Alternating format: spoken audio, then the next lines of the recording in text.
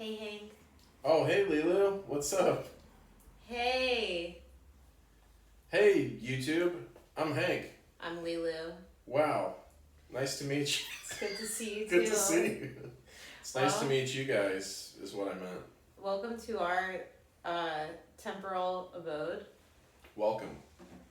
And I think we were going to start off our evening with a card reading. Sure, let's start off with a card reading. Alright, sweet. Sounds good, Hank. Absolutely. But yeah, so we're the Stardust crew because I really would hope that all of our viewers know that a nebula Mm-hmm.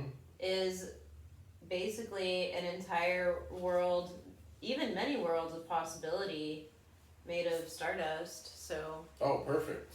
we're a multiplicitous I totally, possibility stardust crew. I totally knew about nebulas before you said what you just said.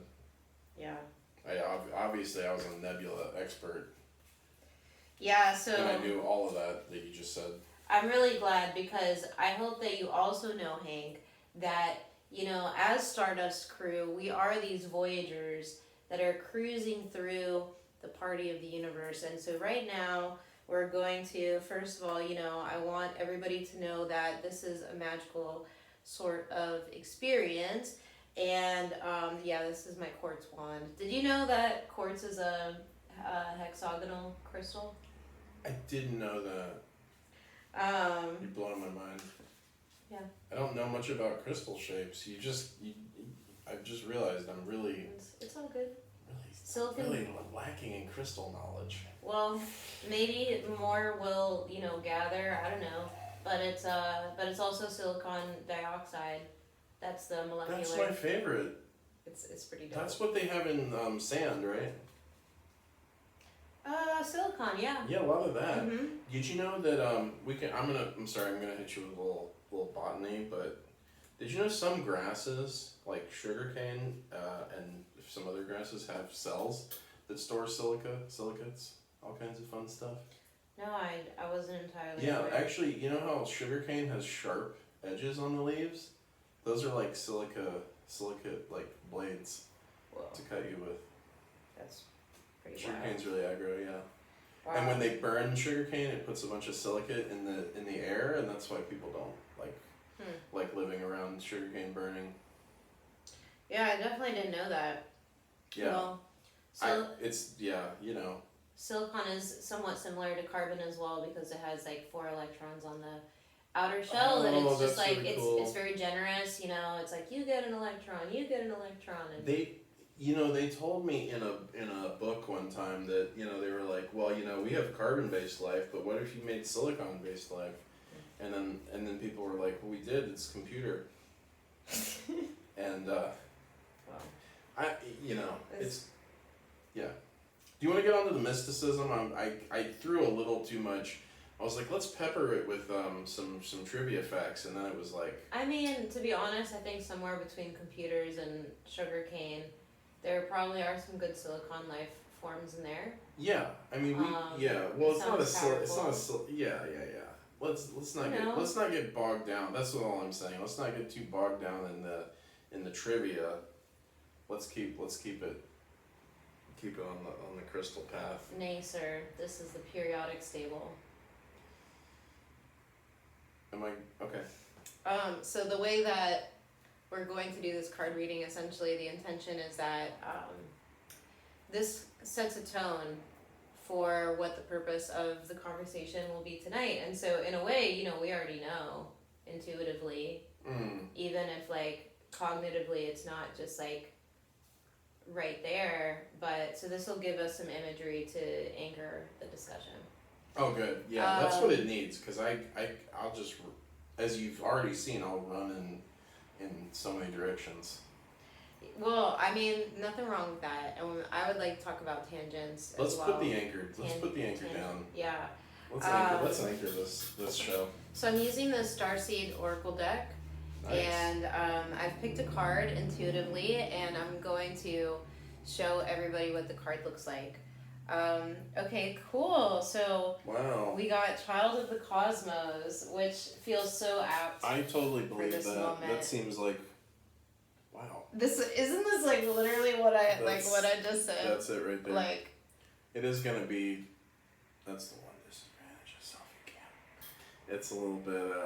It's gonna look, unless it flips it. Anyway, so we have. Child of the Cosmos. Do you want to read the? The intelligence of the universe lies within you. That's and yeah. What is that called? Caption. Caption. Good. I should have had that one ready to go. Wow. Yeah, that is. No, honestly. That is absolutely. We all need a little bit of this. I also have a turkey feather that I try. found in my neighborhood. Nice. Oh, from a turkey? Yeah. Cool. Yeah, I love turkeys. I think they look like They're good. Like their heads look like they're on the other spirit world, in my opinion, because they look. The other spirit, yeah. Like the other side, because they look like they could know dead beings, maybe. Yeah. And they're from like Peru, right? I have no idea. Isn't that what they call them in some language? I don't know. It's the whole thing. Let's not get too bogged down in. So yeah, Child of the Cosmos. So yeah, let's talk about that. Yeah. Well, it's interesting because we have all these like children's books right over there. Wow, look at this. I really got this feeling like there was a child, like, you remember right before? I mean, we have this guy. Yeah. He's cool. We have a bunch of these books that are gonna fall everywhere because this is like the type of bookshelf that I'm not a huge fan of. But we have a lot of, we totally do. And we're not even making stuff up. And we have 3 Shel Silversteins here. And then there he is. There's that guy. Hey, he's like, ah. I remember they read Shel Silverstein to us, and then I was always like shocked when I saw his picture. I was like, wait, that's the guy? That's the guy writing this stuff? I don't know.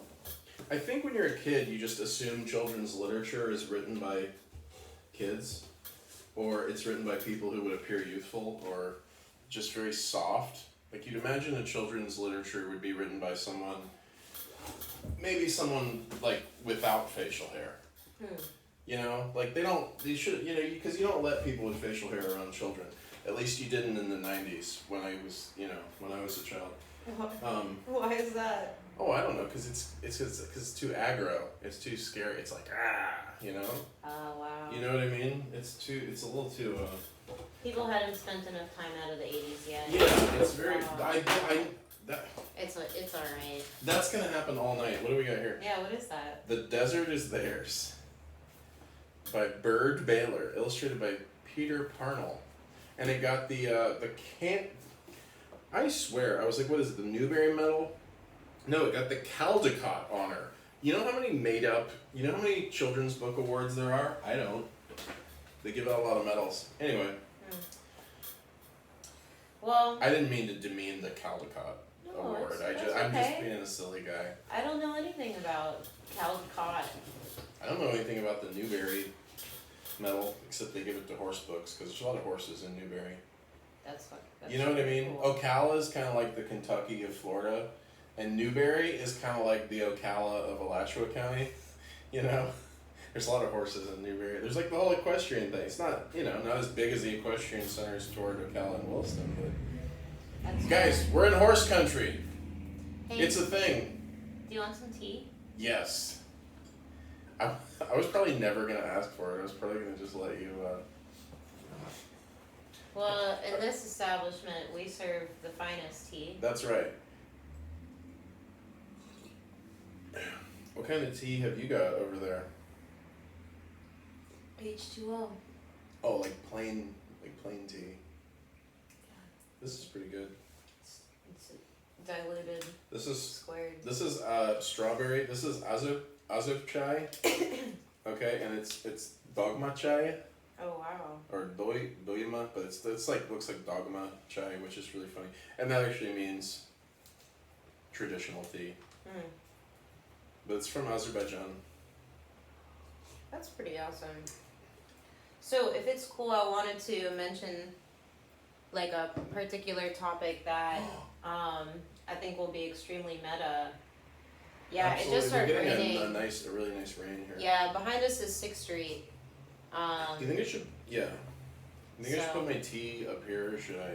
I think we should put it back over there so that I have to, you know, I think just to make it less accessible. I don't want to overdo it on tea. I mean, sometimes you just put barriers in between. So sorry, you were noting. So it's starting to rain. The rain's picking up, and you were saying. No, it's okay. Do you want to try this out, by the way? I guess, yeah. So essentially, I was pretty interested in talking about calculus a little bit. Sure. I don't know anything about it, so I took it and it didn't go well. So why don't you tell me a thing or two about calculus? So, a lot of times when you take calculus, they love talking about curves.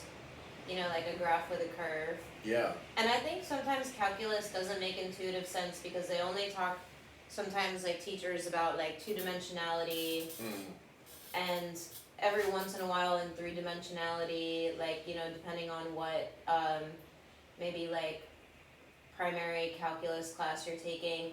But a lot of these classes really love curves, like a two-dimensional graph on a curve on a graph. And they love these things called tangent lines. I remember them talking about those. And that is some cool shit because if you think about it, so if you imagine that curve and there's the tangent line that must be the spirits. Is this spirit world's going crazy right now. Look at this. Oh, yeah. But if you think about how the tangent line sits on one point of a curve, right? Like it intersects at just this like very particular point. Okay, there's a curve and then it's just right. Yeah, and I think, you know, so when I was in calculus, they call that the tan line. They do. That's interesting that there's so much talk about tan lines and curves in calculus. I'm telling you, it's all applicable. I think so, yeah. And so, if you think about the fact that that line intersects at a specific point of that curve's journey, a lot of times it's like a car, you know? I don't know why they're always into like, at least like for me, they always were talking about a car. You know, a car speeding down the road and the curve is like its velocity. But they're really interested in that drum roll. Acceleration. I know, and so if you think about it, the place that the tangent line sits on the curve, that's a particular place of like that experience of whatever that, you know, that manifestation is, like whatever it is that you're looking at. And a lot of times, like I said, when I was taking the class, it's a car and the speed. And so that tangent line, it sits right on this very visceral point of that representation. And just like when you're tangential in a conversation, it always touches this like very specific felt experience. It's not like it's just random. Like it's not like you have like, oh, the curve and then like it's all the way over here. No, they connect with each other at a very specific point. Yeah. But only once. Well, but here's the thing: if it's a point in an experience in time, isn't that's the point where the timelines diverge, right? But whether you go down whether you continue on this path or you turn on the 19th Avenue over there. So you're not wrong, but you could also focus on this like really sacred point where there's that connection. Okay. You know, where they share the same space. Mm-hmm. Yes. And that's a felt experience, being in that time and space. That's when the cat is both alive and dead. Maybe. Do you want to say more on that? Well, I'm constantly kind of taking everything back to quantum flux, as I call it. I mean, that's sort of like. Are we choosing from infinite number of timelines? Perhaps. I don't know. Yeah. So. But you can only. I mean, I only seem to deal with one at a time. So and then there's every time there's a choice, right? There's like there's a fork. And Yogi Berra wisely said, when you come to a fork in the road, take it. And I said, are you forking kidding me? But you make a good point. He was a wise guy. He was a wise man and or wise guy. I could totally imagine that. Those have different connotations. But perhaps... Sorry. No, it's okay. See, but this is illustrative because it's a tangent. And going back to what you were talking about, you know, with you said the cat being like maybe in that place like between like life and death or both. Yeah. So do you think that would be a point of like understanding, you know, current lives or past lives? Do you think that could be like? Do you think that tangent? Do you think that particular point on the curve, that could be a space that you're in at any point of like knowing your past lives? Could be. I'm just curious because you mentioned the cat. Have you explored past lives at all? Yeah, I certainly would say so. Okay, interesting. I'm still working on memories from this, like, you know, unlocking stuff from this life. That's fair. Yeah, I don't know. Do you think we've interacted in other timelines, dimensions, and? You know where we have interacted? Where's that? Is in the 5-star dimension. Oh yeah. Yeah. So I had a dream with Hank, where Hank's abode was actually connected to a pizza restaurant, but instead of them selling pizza at that particular time of the evening, they were only selling donuts, and they gave us donuts for free. Mm-hmm. There was a sense of safety about being there. I sort of See? Thank you. You're welcome. You know, I did explore that a bit. Really? Mm-hmm. We might have to discuss that after the show. That's totally fair. But I'm glad you reminded me. going back to your earlier question though,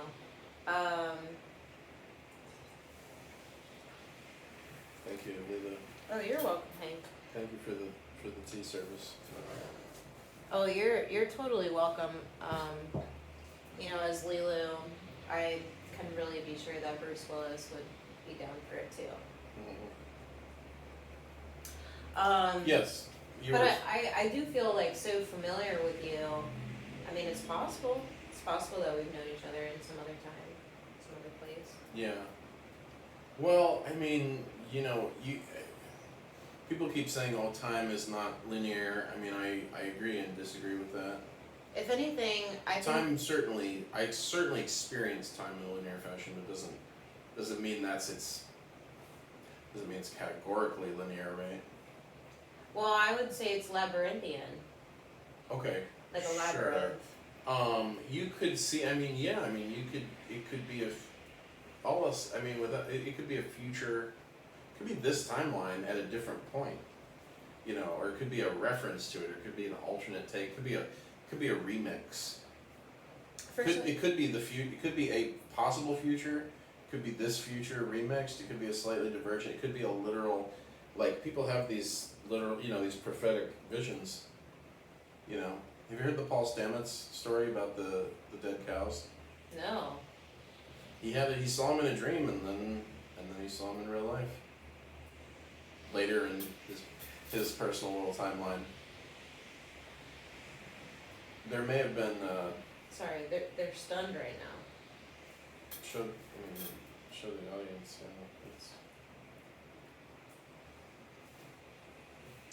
Yeah, he had a dream. You know, he had a prophetic vision of these dead cows, and everybody's favorite. You know, but it was basically he had this vision, and then he I think connected to the dream world space, and and then there was like this flood. There was this giant flood event. There was this torrential rainstorm, and a bunch of cattle actually drowned.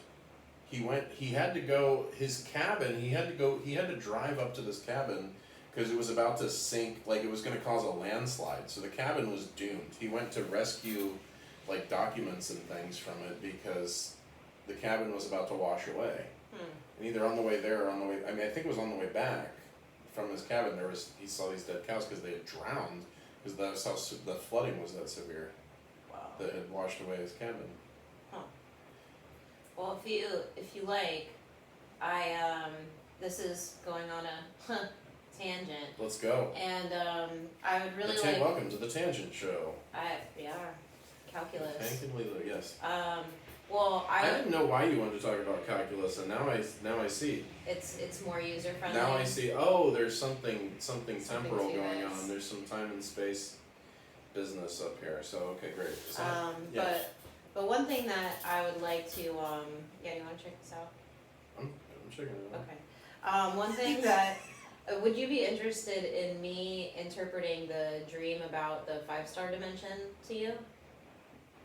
In the relationship to past lives? Sure. I mean, yeah. Okay, great. So essentially, I think it's very possible that in a past life, you and I were like 2 sea creatures who knew each other. Okay. And these don't necessarily have to be. They do not necessarily. They do not necessarily have to be sea creatures that present day most people would normally kind of assume are there. So maybe some type of like prehistoric some kind of a reptile fish. It could be, or like trilobite. What's that? Oh, that kind. Yeah. You're smaller. It unless it was. Or are those huge? I don't know what that is. Okay, I'm not super versed in everything. It's okay. In the world. Well, if it was. Of course, we're all here to learn. Yeah. If it was something approaching maybe like a nautilus, and then I think so like you. Yeah.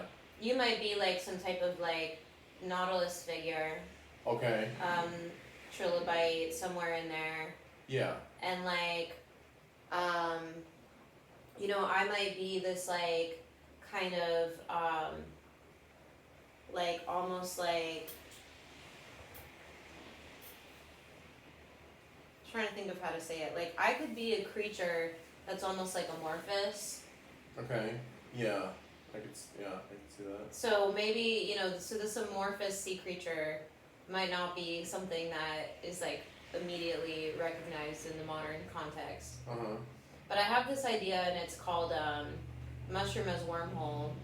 So like I think the 5-star dimension could be the fact that, you probably know where there's some really good algae. It's like a algae meadow, be like a little safe haven. Okay. And you really want me to just like feel really comfortable as this like amorphous sea creature. Yeah. That has these like special ecological properties, I guess you could say. I want to say abilities, but a person could also say properties. Sure. And so you can bring me to this rocky enclave that has all these like it's basically like an algae meadow. Yeah. Like with the lovely seagrass. Yeah. Mostly algae. It just really wavy hair. And so essentially, as this amorphous sea creature, I'd be like, thanks for the algae. How about I show you how to get to this other sea place? Okay. And so that would be a way to maybe, understand kind of multidimensionality within a sea creature's experience. Sure.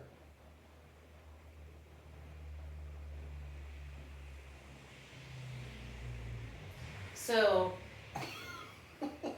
along the lines of like mushroom as wormhole.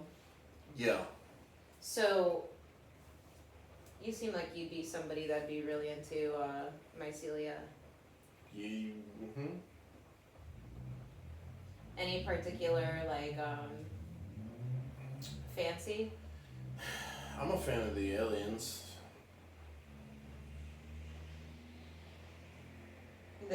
Some say they brought them here, but really, others just say there's some connection to. That's a Lilu type of topic right there. There's well, there's sort of, there's spirits of the earth and then there's spirits of higher planes, the sky or space or ether or something, air. I mean, I don't know where these people live, but I've been to their clinic. Okay. I was hooked up to the machines. They were checking out, they were studying, they were getting my vitals. Wow. And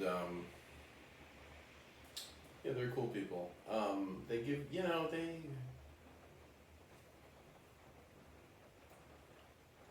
so many unknowns, but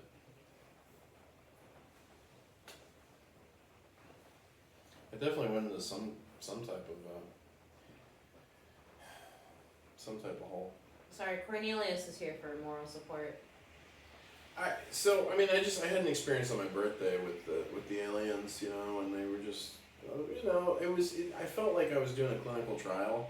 Okay. You do a clinical trial and you get compensated with, you get care. Obviously, you receive healing. They get to study you, and you get to, hopefully have more.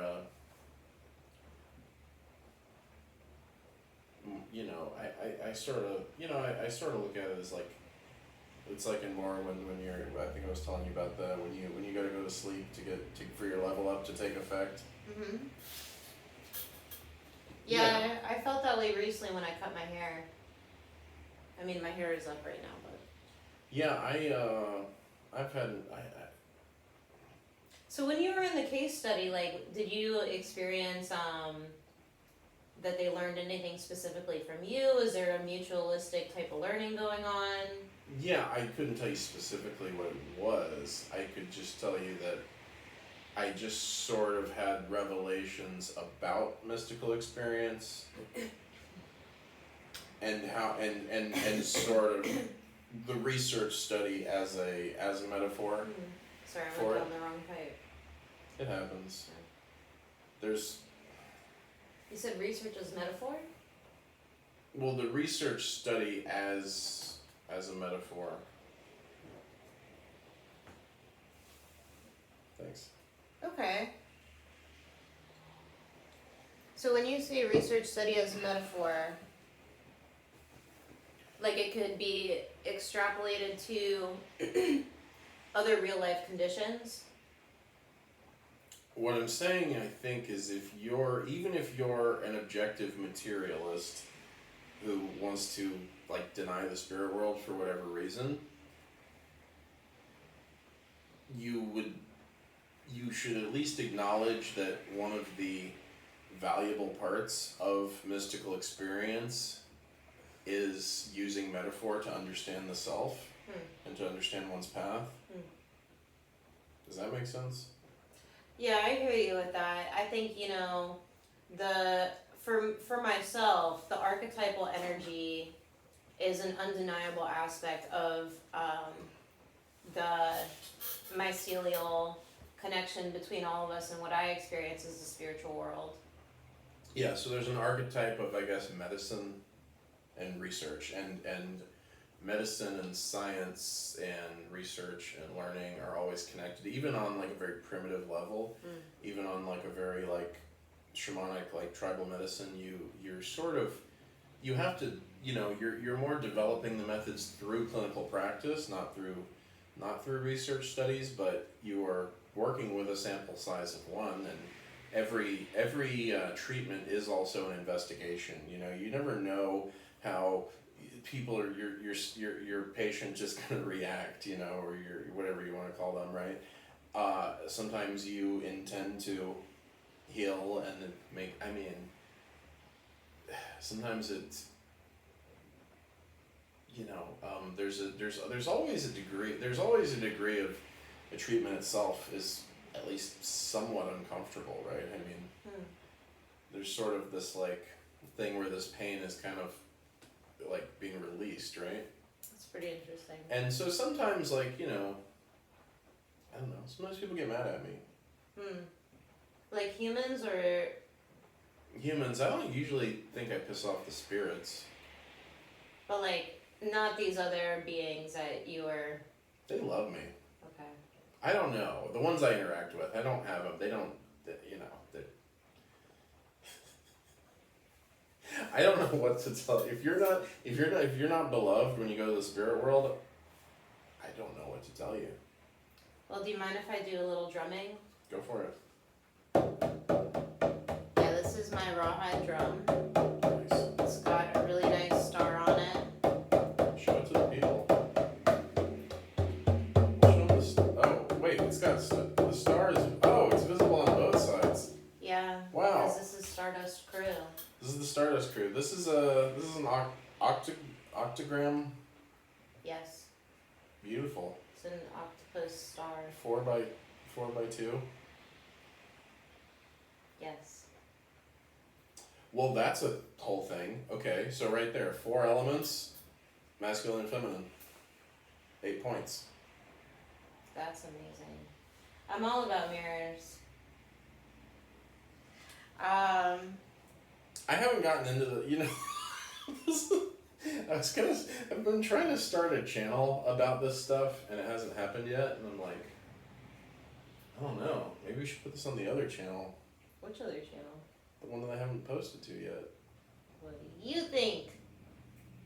Well, I have Vlog So Hard, but which has some videos, but then I have Golden Mean TV, where I guess we want to promote better living through balance. Yeah. It goes back to Aristotelian virtues, which are golden means. Okay, I'd be interested to hear more about that. I think all balance and harmony comes from good olive oil in a way.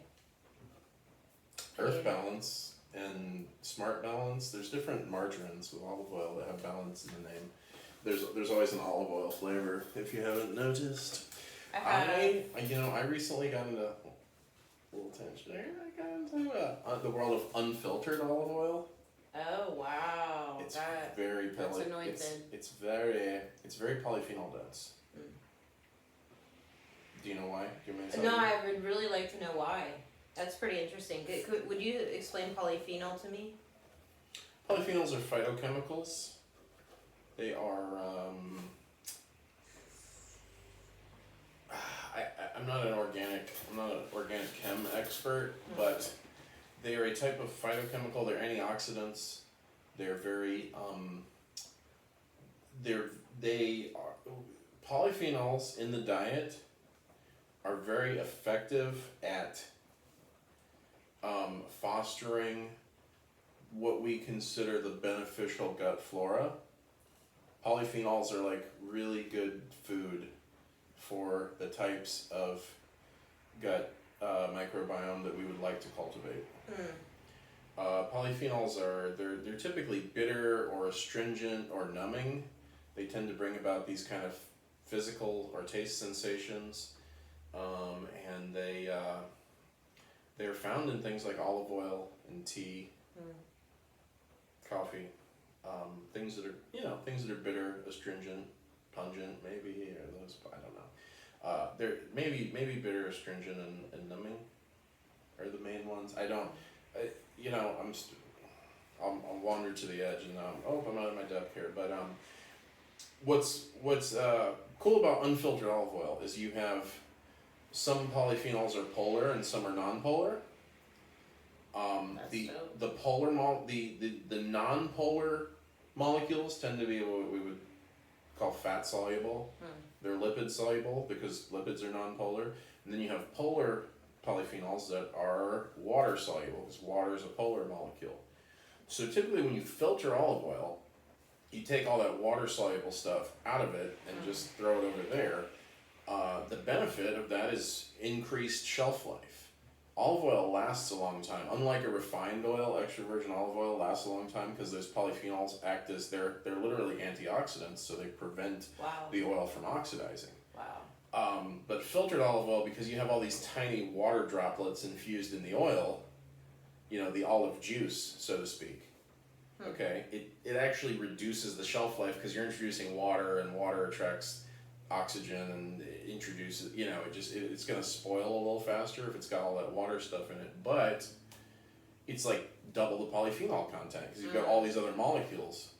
And so it's more bitter, it's more pungent, it's more numbing. It's more potent as a medicine. And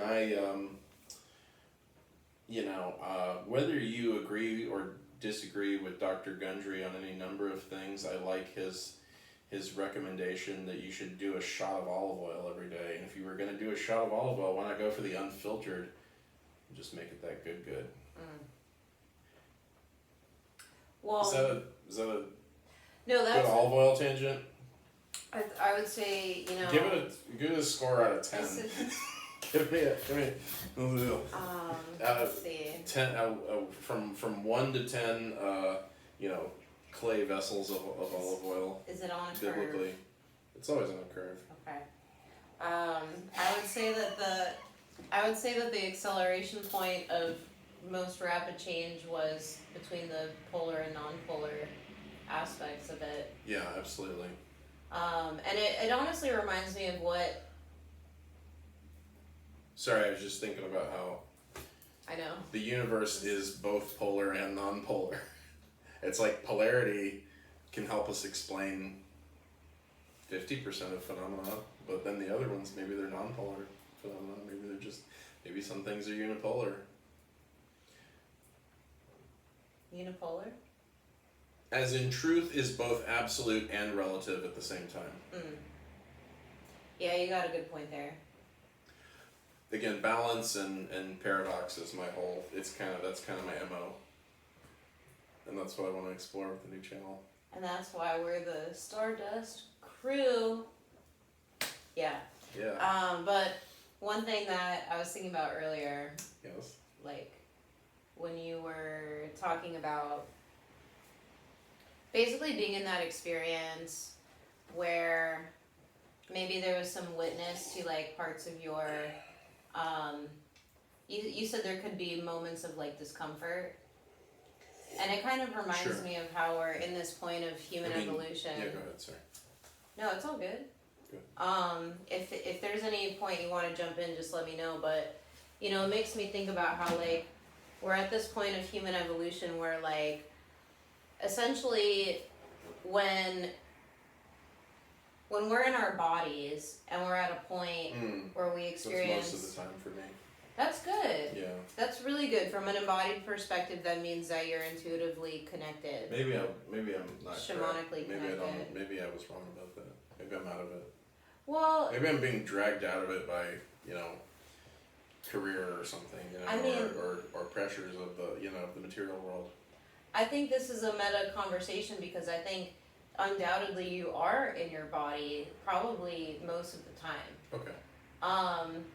And I think, there's these moments in human evolution where, on an individual basis, where when someone has the opportunity to stay connected to the collective unconscious, somebody kind of makes a choice. Do they stay connected? And if they don't, what is the reason? Like, is it a benevolent or a malevolent reason that they would like disconnect? Because usually the drug wears off. Somebody might have... Typically the liver is involved. Somebody might have like a benevolently misguided way that they like disconnect from the collective unconscious. Benevolently misguided, huh? Yes. And if that's the case, then those moments where they disconnect from that intuitive sense, from the shamanic sense, that can be remedied. That doesn't mean that there's something malevolent about that person. They still can, at their core, be benevolent and grow and learn. And maybe that's why these other beings potentially would want to see what it's like. Why would somebody, if they are at their core benevolent, why would they choose to like be in any other reality than that intuitive collective? From a shamanic type of sense. That's just kind of my hypothesis. I consider myself to always, like in every moment, be saturated, connected to my body. But I'm always also an eternal optimist. So these are things that I think about, Hank. Are those things at odds, or? Not at all. Oh, okay. But I don't know if you had any thoughts on that. It's not something I've thought about a lot lately.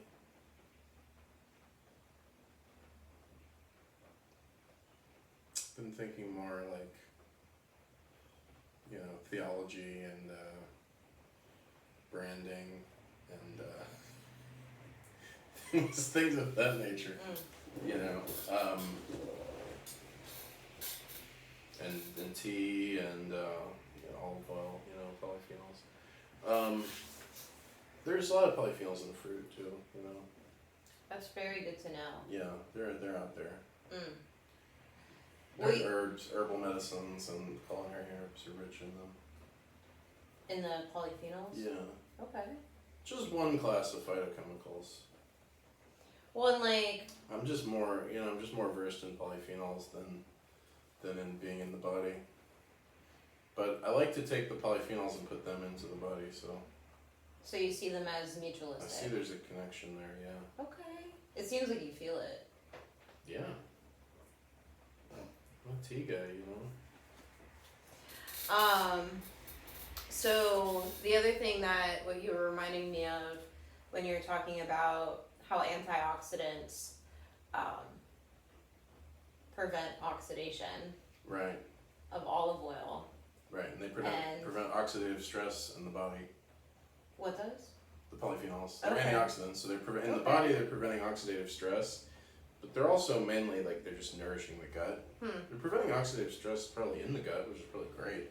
Okay. It's probably what we like. We hope they're helping keep that gut lining intact. That's what we hope. We don't want it to be pulled apart and spread too thin, because your gut's the surface area of a tennis court and it's one cell thick. It's really just an opening, right? I mean, really, we're a donut. We're just a donut, right? We're an elongated donut with these extra things, and that's the donut hole. It's the glaze. No, that's the hole. That's the hole in the donut. I'm a donut. We all started as a donut, remember? Ontogeny recapitulates phylogeny, right? I'm not sure. We started as a donut. Do you know? You familiar with ontogeny recapitulates phylogeny? No. It means that as more complex organisms, our embryonic stage, it recapitulates our evolution. So just as we go from we evolved from unicellular and developed the ability to be multicellular, over the course of our lifetime of the organism, the individual organism recapitulates that evolutionary process as an individual. They start as one cell and become multicellular. They go through, and then they look like a fish for a while, or an amphibian, right? And then you know. So even though we're wonderfully complex, we have to develop the same way we've always developed. I think I literally saw the phrase ontogeny recapitulates phylogeny in the dictionary once, and I was like, what? What does this mean? And I had to dive a little deeper. But that's what it is. It's you're going through the same stages. It's kind of beautiful. It's kind of like a beautiful example of the law of correspondence. That if you can observe any property of the universe, that it is in fact universally true. So you can kind of prove evolution just by watching your baby develop, your fetus or whatever, your zygote into fetus, into baby, into adult, into, the reptile brain, the mammalian brain, the neocortex, it all builds on each other. There's not just this, I think, one of our endeavors is to stay anchored in that reptile, or even... Well, I don't think you really have to, I don't know that you have to endeavor. I don't think there's a way out. I don't think you get to opt out of being reptilian. You get access to higher levels, but we will always no matter how much intellectual, moral, or spiritual development we achieve, we're always going to be pinged by level 1 impulses. We're always going to, every day, we're going to go, oh, I'm hungry. Oh, I have to pee. Oh, I'm tired. Oh, I want, like, you're always going to get to be a reptile. The question is, how much time can you spend at these higher levels? Can you learn to think at these higher levels, feel at the higher levels, and then ultimately act from the higher levels, rather than defaulting to the base desires, right? And so I think, like, what I'm getting at is that when we stay anchored in that reptilian place and then let the rest of our experience exist from that, there's this meditative experience that when it comes to even like food and cooking, I would argue that, even Buddhist monks, such as Jeon Kwan, I don't know if you've heard of her, but she's a Buddhist monk in South Korea, and she cooks temple food. She cooks from this place of meditation. And so if we're anchored fundamentally in that intuitive sense, in that most ancient sense, and even further and further back, like when we're the sea creatures together,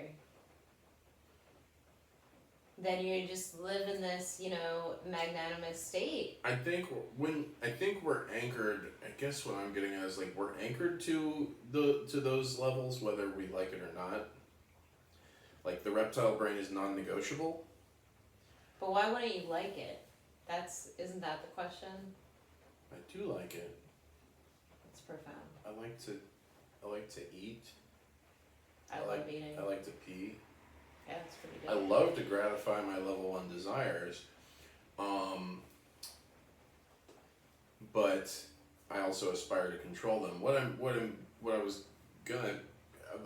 trying to circle the wagon around back to what you're saying. I think a lot of people, a lot of times with mystical experiences, for me, a lot of the work centers around those lower levels, those base chakras, like getting those kind of ironed out, getting those kind of like arranged in a way that's conducive to being able to develop the higher levels. It's really hard to like have a life that's fulfilling and stable and whatever when you're like in this kind of constant like fight or flight. Like, most of the people I know that have a lot of issues don't really know how to feel at ease. And so I think we're kind of saying the same thing. Like, you kind of gotta like learn to be happy being an alligator, but then build something on that. Use that as a building block. Like, be like, it's okay to like eat stuff. It's okay to, but it's better to not use others as a means to your ends, right? Yeah, no, I totally. That's a higher, like. It's like, because you're like filling your own cup, kind of. It's like everything is like the cup runneth over. I would just put a Kantian ethics like above, like just taking what I want all the time. Well, but somebody else might not. They might disagree, but this does lead me to a tangent. I know, wild. Who would have thought? So here's the curve. So tangent. Wait, I can't. Oh, this arm isn't even straight. This was the arm I broke. Tangent. Tangent.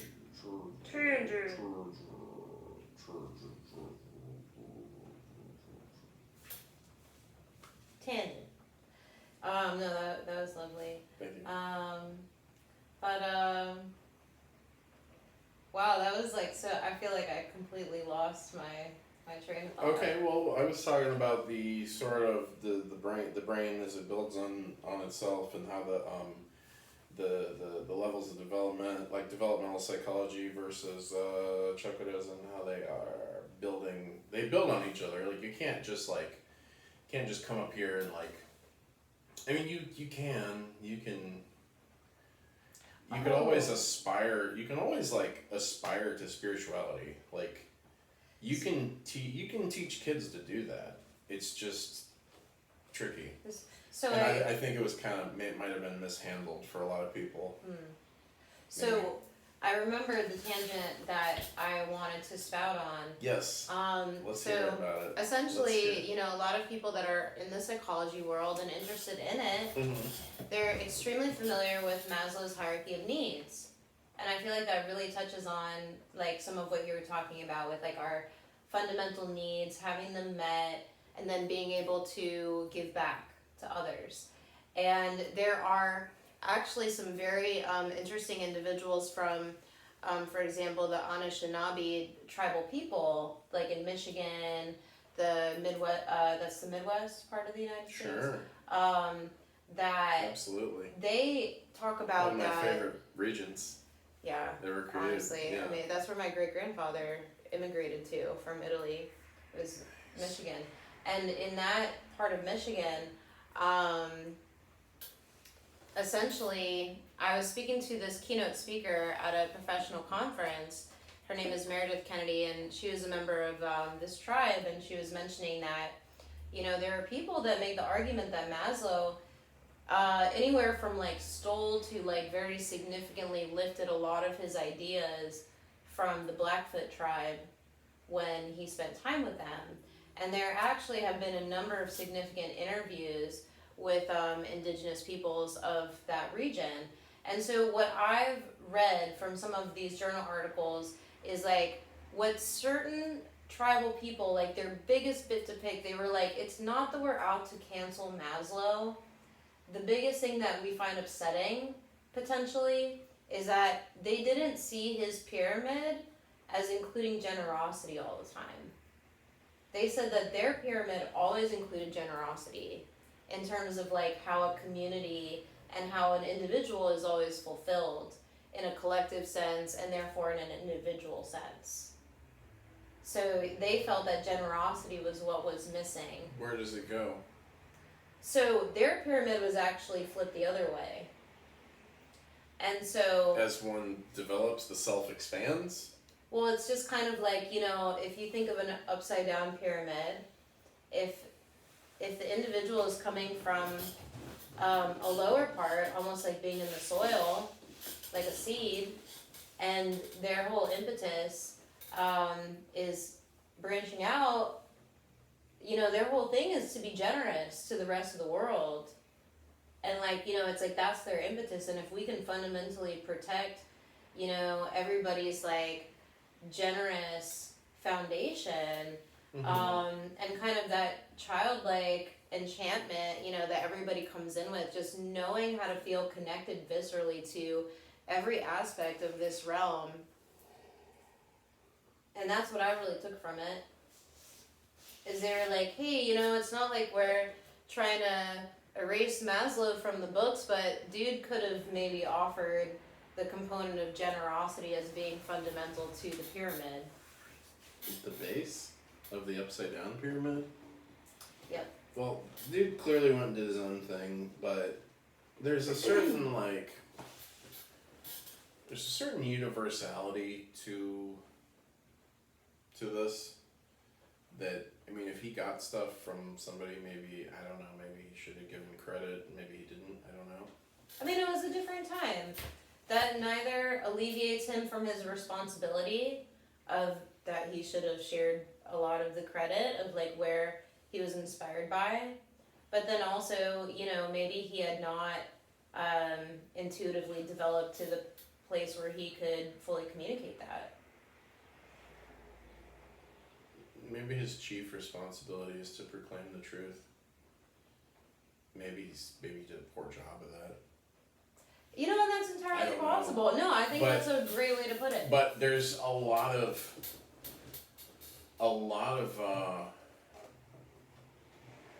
work in developmental psychology by a lot of people, and it all looks the same. It all looks different. They all describe different things, but there is a parallel. There are parallels between it, and there's correspondence between many of these different, researchers And again, I think it lines up with like many of these folk belief systems or religions or spiritual traditions, right?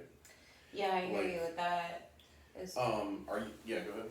Well, I was going to mention, there's a particular part of the human, you could say development, which I took a great class on in graduate school, and I think it ties into really the big picture of this entire kind of exploration that we have had as Stardust crew voyagers. Mm-hmm. You know what I mean? Yeah. What's up, fam? It's good to talk to you, Hank. So, like in this class, we essentially were exploring, it was about death and dying, and we were talking about how there's this really immense, like really spectacular philosophical connection between the way that young children connect with our realm, with the world, in a deeply spiritual, some people might call it a religious way. It's really kind of like whatever word somebody would use. It's kind of like, whether somebody calls it prayer, calls it meditation. Is it really that different? I think they're different. Prayer and meditation? I've thought about that a lot, yeah. I mean, that's something I've thought about a lot recently. Sure. Okay. Well, I don't necessarily experience them as different, but I'm more than welcome that would be a fascinating topic. Yeah, I hear you. We could go into it. We could write that one. We could put a pin in that one. Revisit that one on the next episode we do. Yes. And should we do? Do you want to wrap it up soon? Yeah, we could do. I think we're getting to closing time. Do you want to do one more card? Absolutely. For closing time. Yeah, I was gonna ask if my one. Can I ask you one final question? Heck yeah. Have you are you familiar with the work of Ken Wilber? Yeah. I'm not. I think his attempt was I think he was trying to pull a bunch of this stuff together. I could imagine that. I don't know if I would say I'm especially versed in what he wrote about. I mostly have read about his experience with him and his wife. I think her name was Treya, in her dying process. Okay. Yeah, I think you might. I think you're onto something there. I think that's what. So yeah, let's do another card. Should we pull a card that represents the next leg of our vlog journey? Sure. Okay. And so the purpose of this will be to close us out fully from this discussion experience. And then also, it's like a benevolent cliffhanger to the next Lord of the Rings movie. Yeah, it'll give us a starting point for the next one. So tune in next time where we will explore. So if you want to kind of put some of your intuitive vibration into this.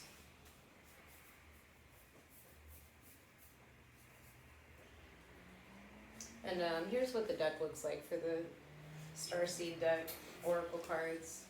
No, I appreciate that, Hank.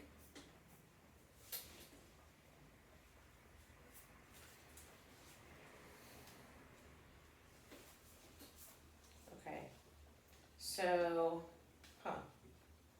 Who is that? Whoa, okay, so you know how we had like 2 prongs to this? Yeah. Double mission.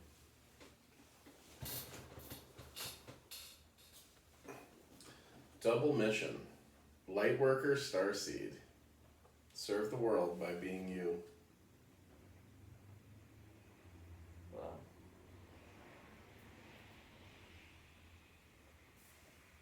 Wow. Double mission.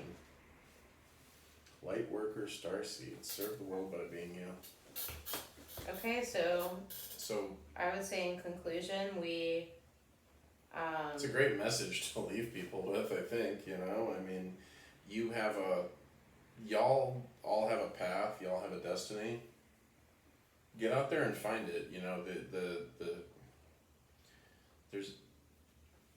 your path your path for the rest of your life begins with your next step. Take that step. You know what it is. We don't necessarily know what your next step is. It's a really good point. But we're confident that you know. And if you don't know, just ask us. And I also think Cornelius knows. Wouldn't you say? Yeah, I think Cornelius has. You think so, Hank? I think so. Okay. It's been lovely having you guys. For sure. Thanks for watching.